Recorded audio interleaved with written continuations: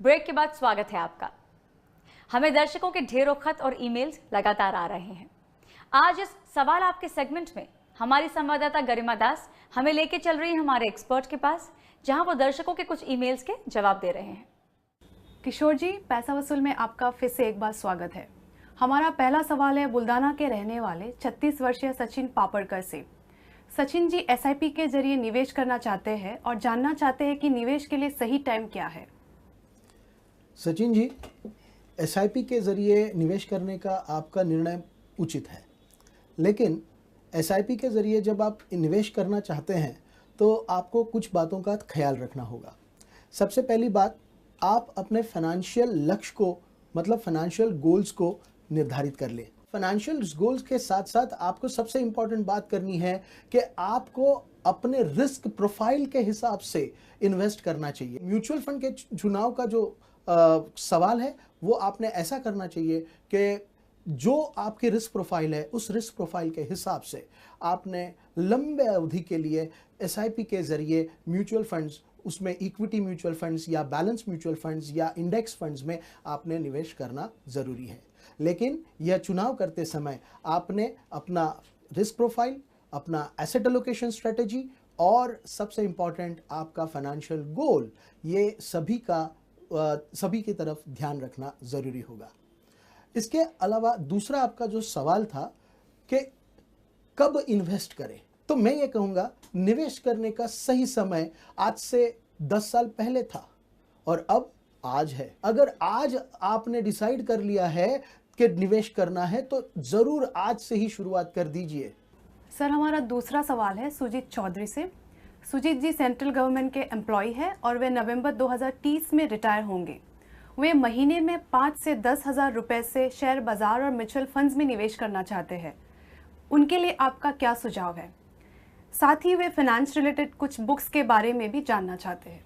SIP के ज़रिए equity funds में अगर निवेश करना शुरू कर दिया और उस फंड ने आपको 12% से 15% तक का रिटर्न अगर आपको जनरेट करके दिया, तो आप ये 10,000 का निवेश जो है ये 58 लाख रुपए से लेकर 79 लाख तक का एक अच्छा सा कॉर्पस जमा कर सकते हैं। हम ये ऐसा अज्यूम करते हैं कि आपका इन्फ्लेशन आज से आने वाला इन्फ्लेशन 8% का है। इसके अलावा आपकी लाइफ एक्सपेक्टेंसी 90 साल की है और रिटायरमेंट के पहले आपके निवेश पर मिलने वाला जो रिटर्न है वो 12% है और रिटायरमेंट के बाद अगर मिलने वाला जो रिटर्न है वो 10% का है।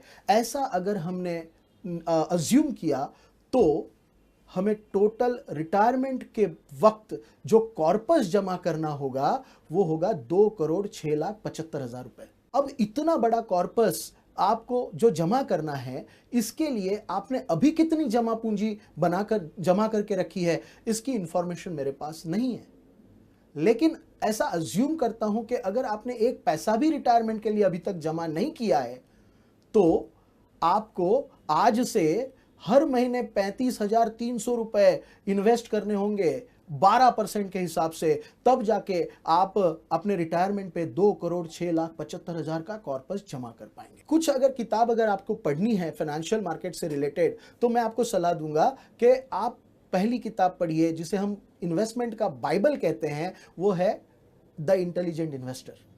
इसे बेंजामिन ग्राहम ने लिखा हुआ है। यह किताब बहुत उपयुक्त होगी इक्विटी मार्केट के बारे में।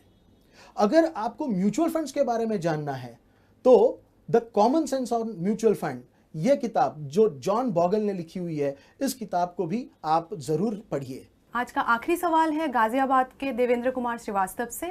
वे 52 साल के हैं और उनके परिवार में उनकी पत्नी, 2 बेटी और एक बेटा है। वे अपने पूरे परिवार के लिए हेल्थ इंश्योरेंस लेना चाहते हैं। आपने एक 5 लाख रुपए तक का basic health insurance policy, individual health insurance policy लेना चाहिए। इसके अलावा आप अपना रिस्क कवर अगर बढ़ाना चाहते हैं तो 10 लाख से 15 लाख तक का एक टॉपअप प्लान जो आजकल मार्केट में मिलता है, बहुत आसानी से और सस्ते प्रीमियम में मिल रहा है, तो उसे आपने ऐड कर लेना चाहिए। मेरे ख्याल से 45 से 50 हज़ार रुपए के प्रीमियम में आपके पूरे परिवार को 5 लाख रुपए तक की इंडिविजुअल पॉलिसी और 15 लाख रुपए तक की टॉपअप पॉलिसी आसानी से मिल सकती है। और यह कॉम्बिनेशन आपके परिवार के लिए सबसे बढ़िया कॉम्बिनेशन साबित हो सकता है।